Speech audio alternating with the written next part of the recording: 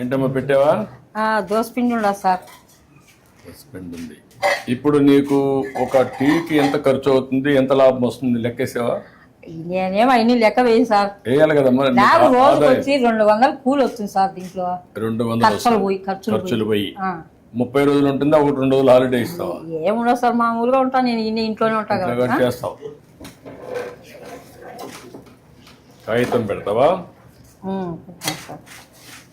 మంచిగా సార్. చట్నీ అయిపోయింది సార్, పొద్దున్నే వేసేసి అయిపోయింది. ఇది అయిపోయింది చట్నీ. ఓకే, ఈరోజు నాకు చట్నీ లేదంట. ఏంట ఆయిల్ ఇంతే వేస్తుందా? ఎప్పుడూ ఎక్కువ వేసింది ఈరోజు కాదు. ఆయిలే మీరు మామూలుగా ఆయిల్ ఎక్కువ తీసుకుంటారా తక్కువ తీసుకుంటారా? ఒకరు ఎక్కువ వేయమంటారు, ఒకరు తక్కువ వేయమంటారు సార్.